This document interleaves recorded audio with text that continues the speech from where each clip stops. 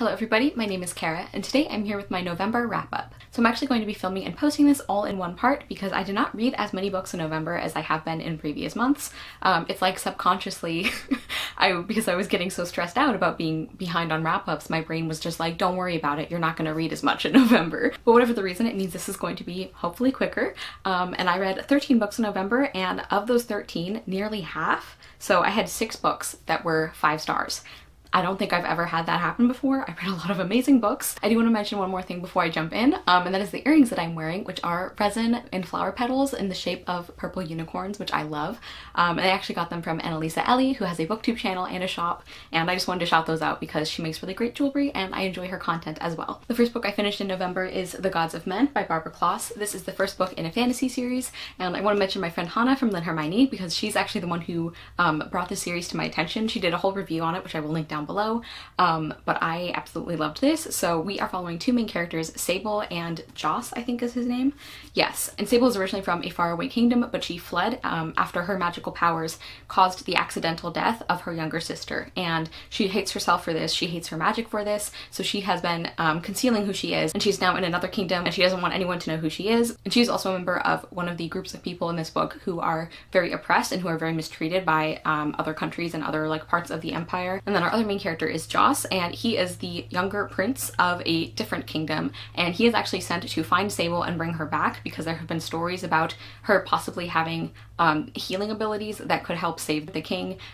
Joss's brother is the one who sends him out to find her, and so he does eventually find her, and then it's the 2 of them trying to travel back to Joss's kingdom. He kind of makes a deal with Sable about helping her in exchange for her coming back to help him, and things go from there. And of course along the way there's a lot more developments with political machinations and intrigue and these different kingdoms, and of course Sable's past, and also that of Joss as well, because neither of them really know who the other person is exactly. Like, they don't know each other's true identity. And like I said, I thought this was absolutely fantastic. I really enjoyed the characters and the character development. Joss especially goes through a lot of development in this book, and actually there was a point partway through where I was a little nervous because like I could tell that he was changing his mind about Sable, about like treating her differently, but I wasn't sure that we were really addressing the fact that he still treats people like her badly and he still is a part of doing terrible things to people like her. I didn't want it to be like a, oh, he develops a relationship with one of them so she's the exception kind of thing. But then the book actually deals with that, and it like handles that in I think such a thoughtful way, which I really enjoyed. I also really liked Sable as a character, and I think, so Sable is her kind of alias. I don't remember what her actual name is, but the back of the book says Sable and that's what she goes by for the majority of the novel. But I really liked her as well, and her very, she just has a lot of like complicated, she has a complicated past and complicated feelings about her situation and everything, and seeing her come to terms with who she is and with her magic and to try and like forgive herself for what happened was just really interesting and very compelling. I liked the world. I thought that the politics and the setting were really interesting in this book. I thought the plot was really engaging as well. There was like the perfect balance of things where I saw it coming a little bit, so feeling good that I guessed those, and also things that did actually surprise me. As I've said before, I'm really good at guessing plot developments, so when that doesn't happen, it's pretty exciting. I thought the writing was really good with the perfect amount of description and kind of scene building and character work and everything. It all felt very well balanced.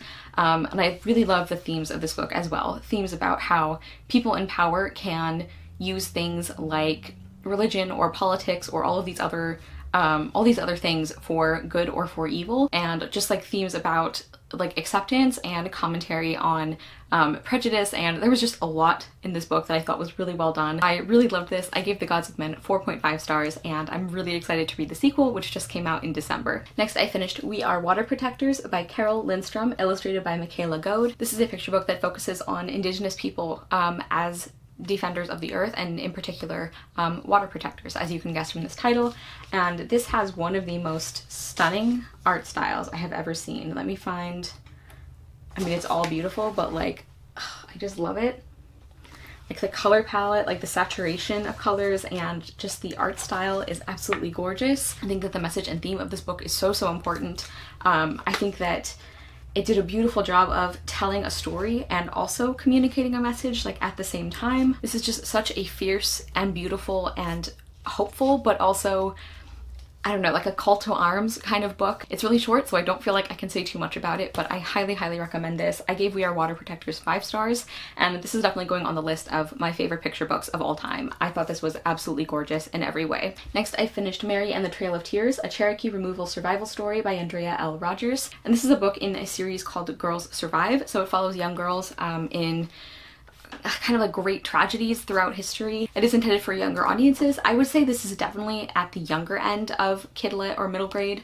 Like I would say this is probably somewhere in between chapter books and middle grade, so just be aware of that if you are thinking of reading it yourself or if you are thinking of giving it to a child. But I thought this was a very effective book at what it was doing. So we follow our main character of Mary, who is 12 years old, and she and her family are forced out of their home in Georgia in June of 1838, and they are members of the Cherokee Nation. And so this book takes place during the Trail of Tears.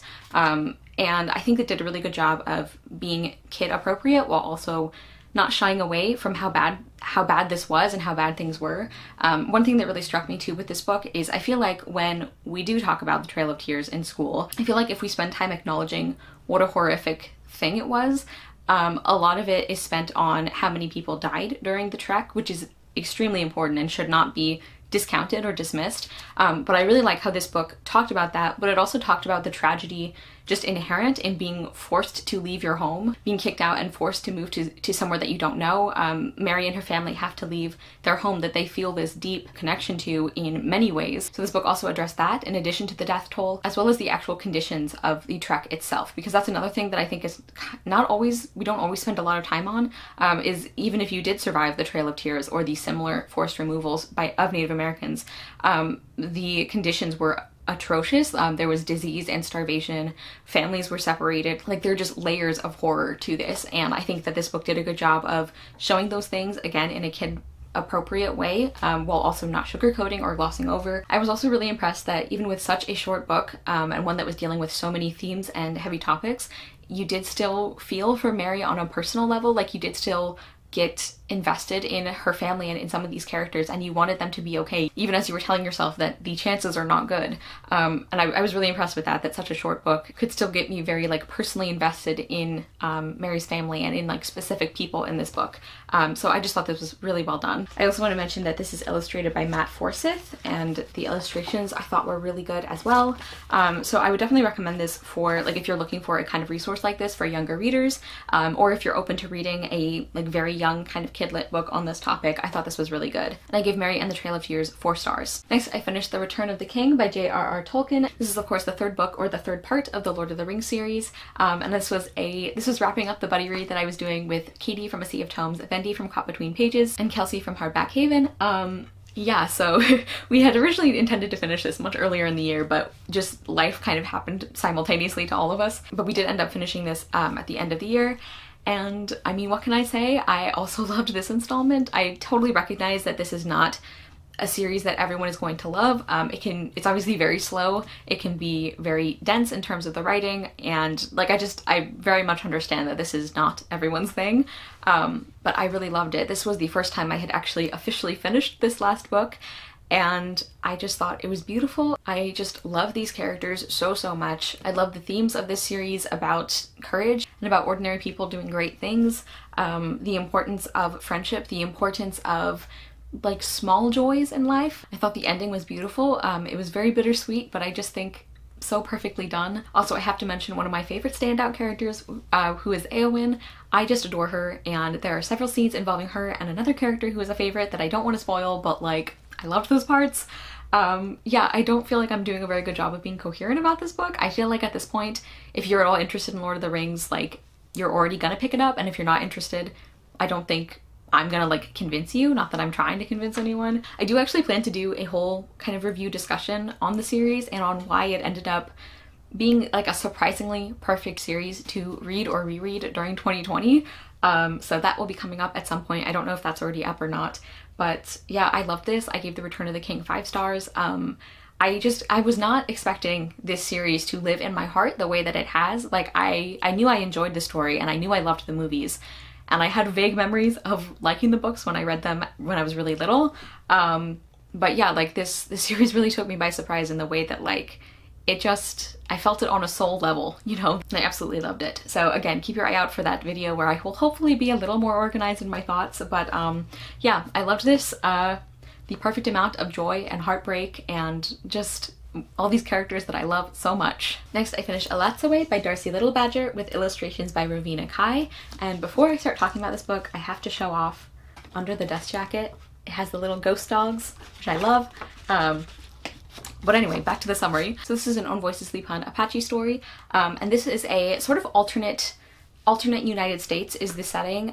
It's a little bit paranormal because in this alternate version of the US, there are ghosts and everyone just kind of accepts this and knows this. And there are other creatures or beings as well, like there are also vampires in this world. And also Native American folklore is very present in this world and everyone kind of acknowledges that. And so the premise for this is our main character Elatsoe, or Ellie, her cousin was recently murdered and Ellie has a dream about who the murderer is. And so the rest of the book, like she knows who the killer is, and the rest of the book is her getting some of her friends and also her family to help her catch this person. So it's a really interesting take on the mystery in that you're not trying to figure out who did it, you're trying to figure out why this happened and how we can bring this person to justice. Also, as Annalisa mentioned when she talked about this book, I also really love the fact that the conflict of the story is not that people don't believe Ellie. Like, I really love that. I really love that her family and her friends like totally believe that she dreamed this and that she saw this and that she knows that this person is the killer. So the conflict doesn't come from like them doubting her abilities or something like that, which I really love. Like there are other ways to create conflict than by having people not believe the main character. And I just absolutely loved this story. I really loved the writing. It was a very smooth kind of reading experience. Like that's really the best way I can describe it, but I thought it was written really, really well. I loved Ellie as a main character. I also want to mention that she is asexual, which is really exciting to see that kind of representation, especially in an Indigenous character, because that is definitely not something that we see a lot. And I really, really loved the way that the relationships were done in this book. Ellie's relationships with her family members and with her friends, I just loved them. And like I said, I really liked the fact that they were just instantly on her side. Like they might disagree sometimes about the methods that they were going to try and use to bring this person to justice, but they never doubted her. And I just really love that. I love the focus on not just family relationships, but family as a theme, and also like homeland as a theme. There's this one part of the book in particular that I'm not going to spoil, but it's such a great scene, and it basically involves a conflict that is solved because of the main characters and her family's Native American heritage and identity. Like I just loved that scene so much. I also forgot to mention that Ellie has a ghost dog companion, so that was a really fun element of the book, and just the paranormal setting and elements in general I think were just really, really well worked into this story. Like the combination of a contemporary setting that we know with this little bit of paranormal or magic, it was just seamlessly done. Like this book felt very grounded even though there were these magical elements. I also found the mystery aspect to be really, really compelling, and the way that that worked into some of this book being quite creepy at times, like that aspect was really, really well done, and also the way that the mystery and the creepiness worked into some of the themes of this book. Like, I love when scary elements are used to develop themes. Like that's something that I'm really noticing this year especially, is like I really love when books do that, and I really loved it here. This is definitely not like a horror book or anything, but there were definitely some parts that were really creepy or disturbing, and I think that was used to really good effect. I also found this book like compulsively readable. Like we hit a point maybe like 2/3 of the way through or something where I was like, that's it, I have to stay up until I finish this, because I just had to know what was going to happen and how everything was going to turn out. The only thing I think could have been done a little better or a little more clearly is even though that Ellie does say on page that she is asexual, which is great, that kind of explicit representation, I kind of feel like from the way she was written and the way she talks, it kind of seems like maybe Ellie is asexual and also aromantic, which is obviously not a problem, but I just think maybe that could have been clarified a little bit, because that can be a source of confusion for people about asexual versus aromantic and how those two can overlap, but they don't always overlap. I just think that that could have been clarified a little bit better. Other than that, I thought this book was just incredible. Next, I finished Braiding Sweetgrass by Robin Wall Kimmerer. Indigenous wisdom, scientific knowledge, and the teachings of plants. I've been like sitting here just trying to think how to describe this book or to explain it, because I just loved it so much, and there is so much to say about it. So basically, this is a book that does a lot of things very seamlessly. Part of it is a memoir, part of it is specifically about Dr. Kimmerer's training and like scientific knowledge in general, and then part of it is about Indigenous spirituality and specifically how that can inform and work with science. So how those two things are not mutually exclusive. And I absolutely loved this book. This is for sure going on my favorite nonfiction books of all time. I just think this is, like, thematically, this is such a rich book and it's so important, and I just, like, adore the way that Robin Wall Kimmerer, like, the way that she explains these things and, like, the examples that she uses, and just the whole focus of this book as showing that spirituality and science, like, you don't have to choose one or the other. They can inform and enrich each other in just really wonderful ways. Like, you don't have to pick a side, and that's kind of reductive. I really love the examples that she uses throughout this book. It's funny because this is another one of those nonfiction books where I didn't necessarily realize this was a collection of essays until I saw it identified that way, because it all just flows so smoothly and so seamlessly. And she uses sweetgrass as a metaphor to kind of describe how she's going to construct this book and to break the book into sections. And another thing she uses to compare sweetgrass to is like the way that she braids together these three things in the book, which are the memoir, science, and spirituality. And I just think those were done in such a beautiful way. And speaking of beautiful, her writing is also just absolutely stunning.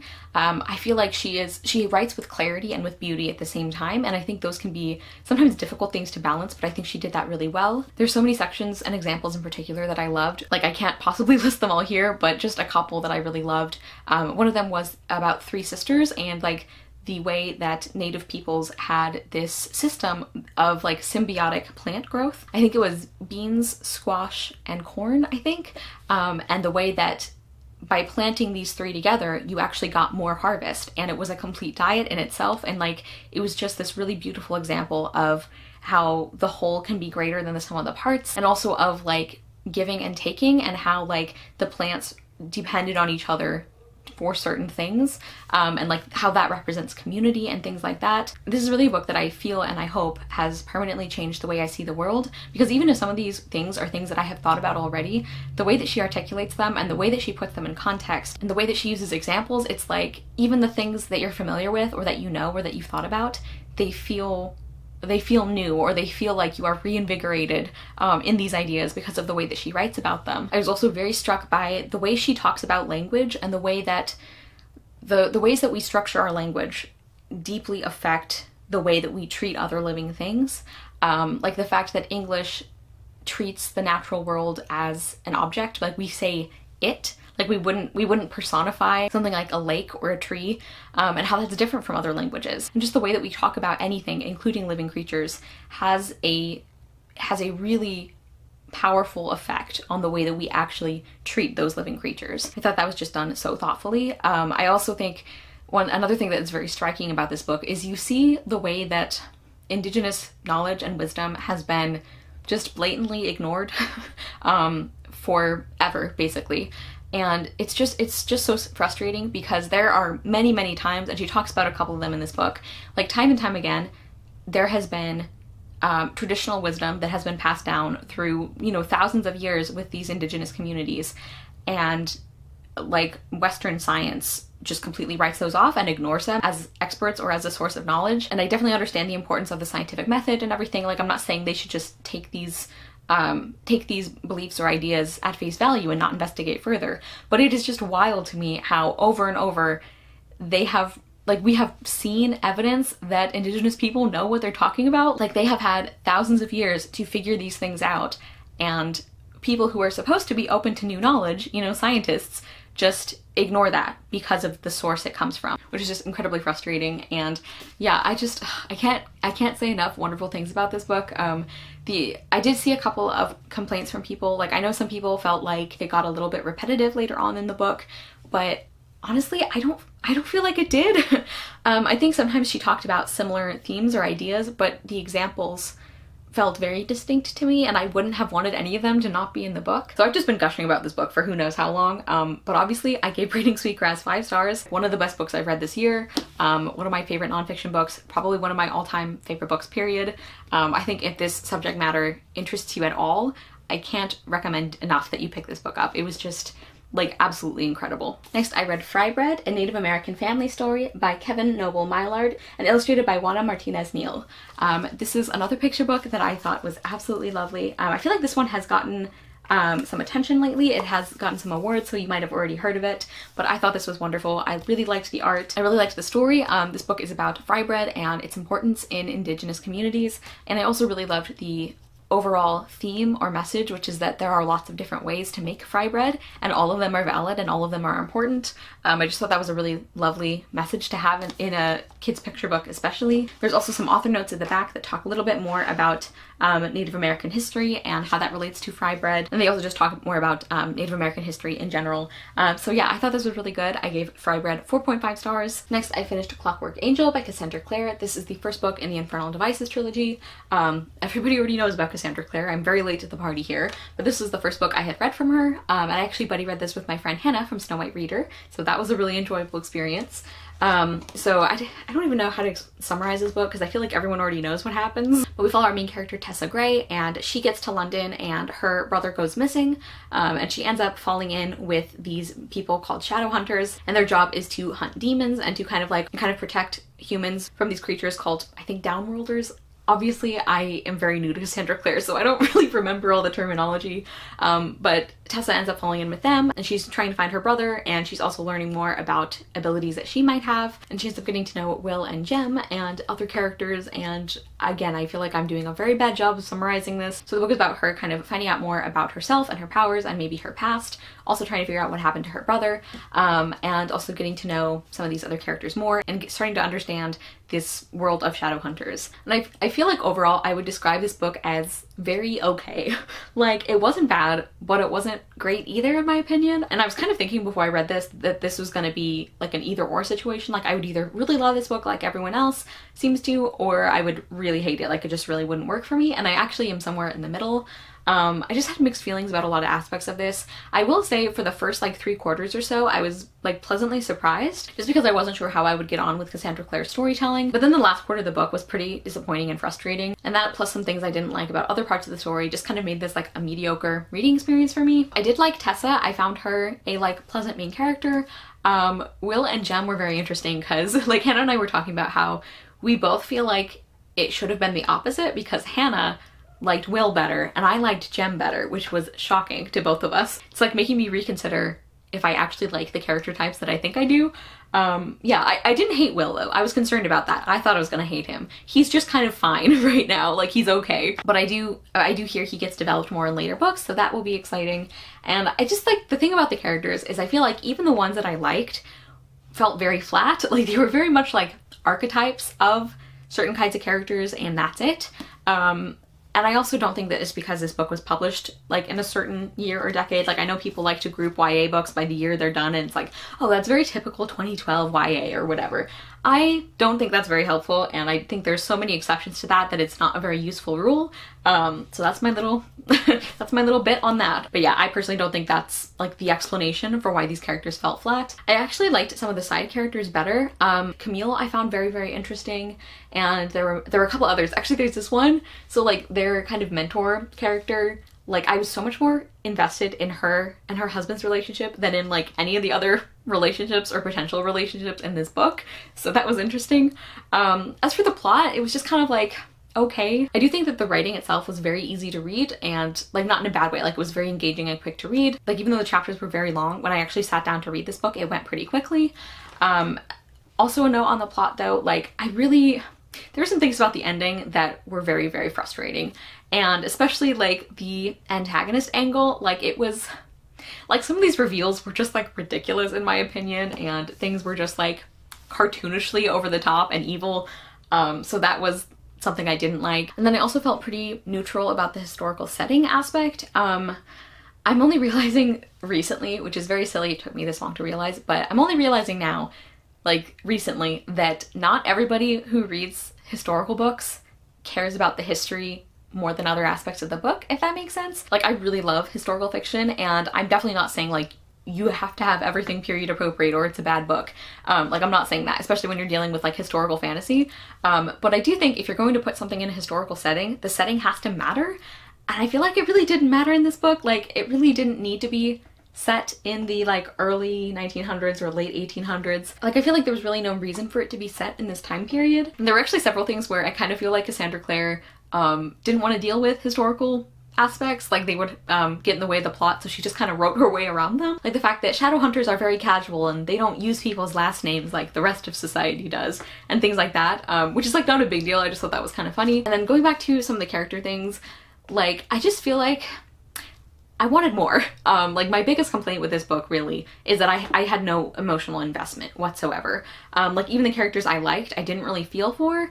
I wasn't super engaged in their dialogue. Like I felt like it was trying so hard to be banter that it was like not entertaining at all. Yeah, and that kind of goes back to the character archetype thing, is I just feel like they were very, I don't know, almost like performative in a way. I do have to admit though that I started warming up to Will a little bit when he quoted Sidney Carton, who I adore, so that was a point in his favor. So yeah, lots of mixed feelings on this book. As you can see, I do own the next two, or the last two in the trilogy, so I do plan to finish it at some point, but like I don't think this is gonna be a new favorite for me.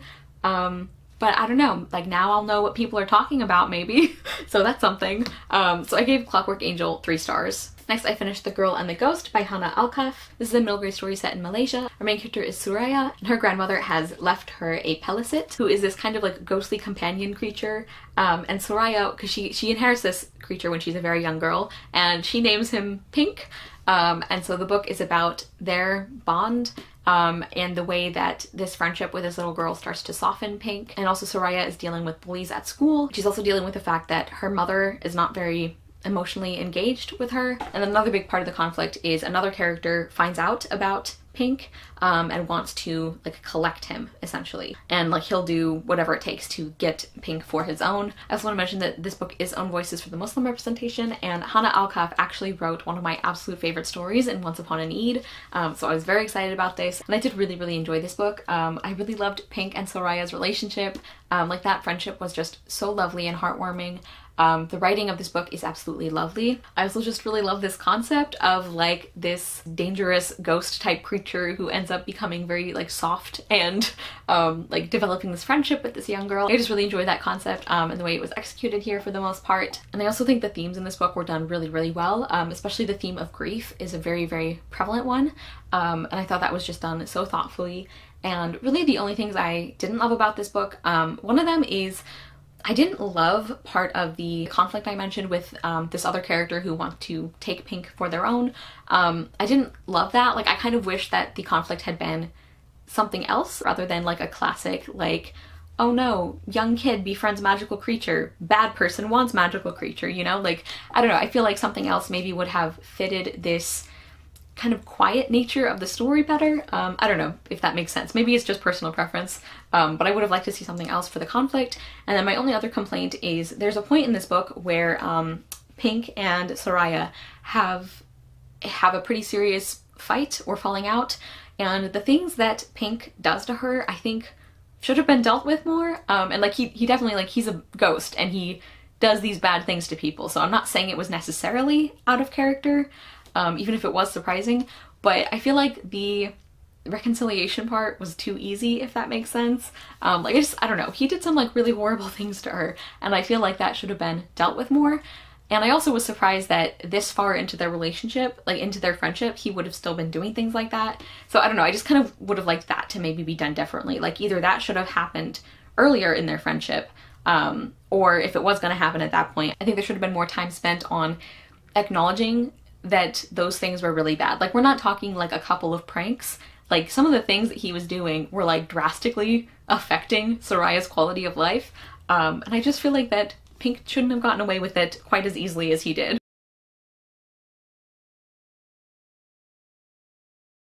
But I did really enjoy this. I really liked the characters, the writing, and the themes, like I said.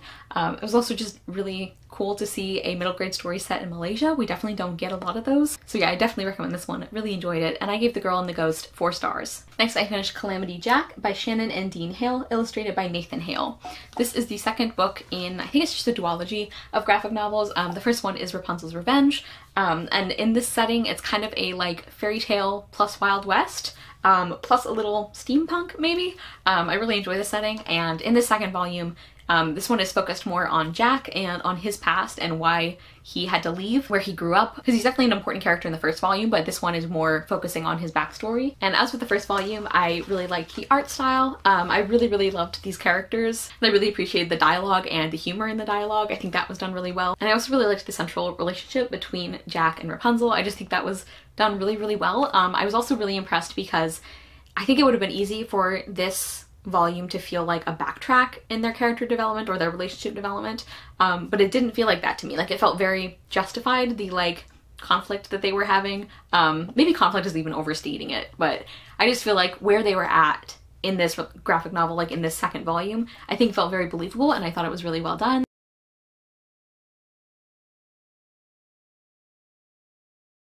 So I did really enjoy this second installment. I don't think I enjoyed it quite as much as the first volume, and I think that's mainly because the plot of this one, like the heist and antagonist aspect, just weren't quite as engaging as the plot in the first volume, at least for me.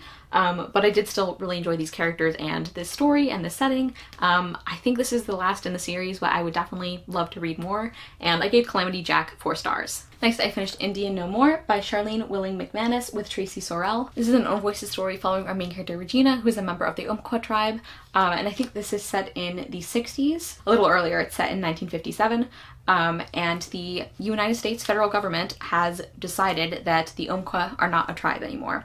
And so what this means is basically Regina and her family are forced to leave their home. They end up moving to, I think, Los Angeles, and the rest of the book is about Regina trying to adjust to this very different place, getting to know some of the neighborhood kids, and trying to figure out how her heritage can fit into the fact that they were forced to leave and the fact that the government says they are no longer a tribe, and especially how that contrasts with Regina's father's belief, who, like, he very much buys into this idea of the American dream, and he says that if they work hard enough, then they can make it, and you know, people won't treat them badly just because they're Native American if they just work hard enough, and things like that. And this is a very slice of life kind of story. We're really just following Regina as she tries to adapt while also really wanting to go home. We see her make friends with some of these kids, and like I said, there's a lot of discussion about this idea of the American dream and how that fails people. This book also deals a lot with racism, and it does talk a little bit too about the civil rights movement, because some of Regina's friends are African American, so there's some discussion of that as well. So like I said, it's very slice of life. I don't really know how to describe like the overall plot of this book because it doesn't really have one, and not in a bad way. Like, I don't think this book needed one necessarily. Like, I really liked Regina. I really liked the way this book dealt with important topics and also with ideas like heritage and homeland. I also really appreciated the extensive author's notes at the back of the book, because I think what actually happened is that Charlene Willing McManus, she had written most of this book, I think, and then she actually died. And so Tracy Sorrell had to kind of take this on and like finish it, and just to like see all of the work that went into this book and all of the care that all of the people who worked on this book took with this novel was just very touching and very important, and especially the fact that there are so few novels published by Native American authors that everybody involved in this process felt like this extra weight of responsibility. And I just think that that's a really important thing to read. I highly encourage you, I'm somebody who always reads the author's notes, but I do want to highly encourage you guys, if you do pick this up, to read those notes, because I think they're really important. And yeah, I thought this was just like a really well done book. So I just really enjoyed this, and I gave Indian No More 4.5 stars. Next, I finished History Smashers, Women's Right to Vote by Kate Messner, illustrated by Dylan McConis. This is very short, and I think it would probably be considered middle grade nonfiction or like young readers nonfiction. And this is on the women's suffrage movement in the United States. And I absolutely loved this. Like, I was obviously hoping to enjoy it, but I was just so impressed at all that this book did. I think it does a really good job of covering the women's suffrage movement like over the course of a couple hundred years.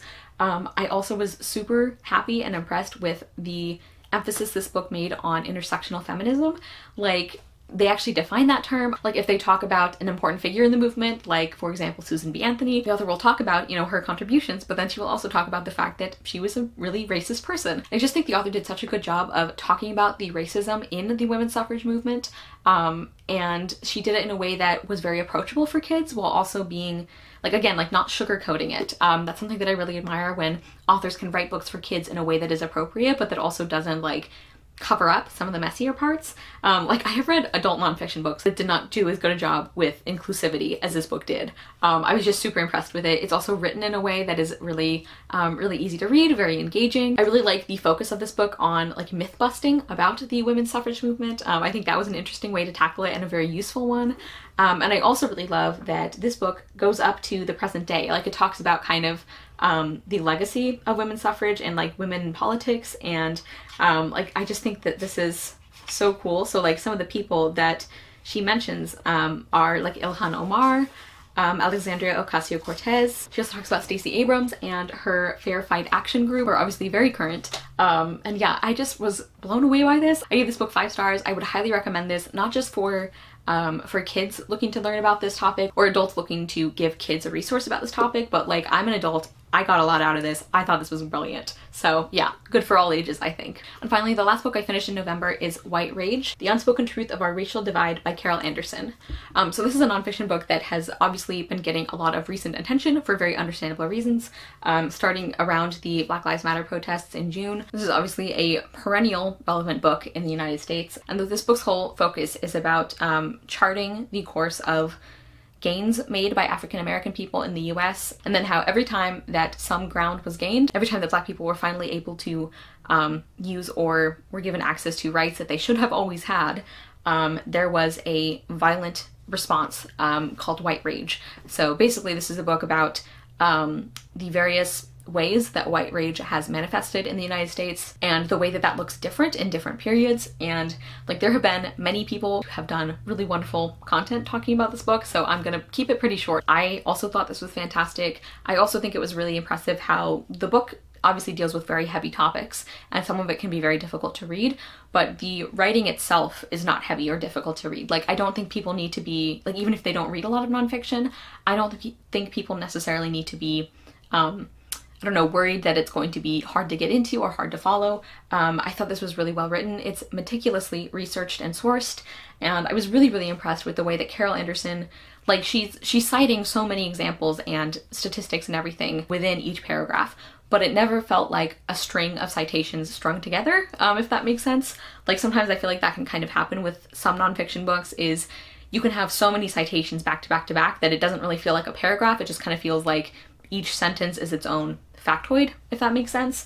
And I never felt that way with this one. It flowed really, really well. I think the format of telling this as a timeline, like each chapter is a different era. So chapter 1 is Reconstructing Reconstruction. Chapter 2 is Derailing the Great Migration. Chapter 3 is Burning Brown to the Ground, as in Brown versus Board of Education. Chapter 4 is Rolling Back Civil Rights. And chapter 5 is How to Unelect a Black President. So yeah, I think that the setup of this book as a chronological study of white rage in America, I think was just very, very effective. And I think even if you feel like you know about the history of racism in America, I think this is still a really important source.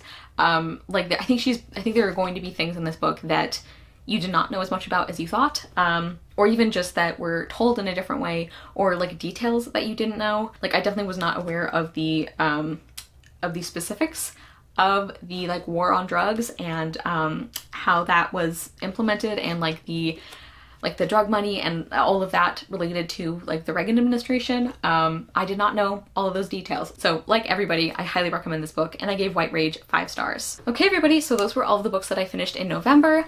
I can already tell that this was not nearly as short as I thought it was going to be, so hopefully I can edit it down to a reasonable length. Please comment down below and let me know if you have read any of these books, what you thought of them, or if you're going to pick them up. And comment down below with one of your favorite books by an Indigenous author, because as you can tell, I had a lot of really, really wonderful reads for IndigAthon in November, and I would love to hear about one of yours that you have really enjoyed. It doesn't have to be one that you read this year, I just want to hear what one of your favorites is. Thank you guys so much for watching. I will see you soon with another video, and I hope you love the next book you read. Bye!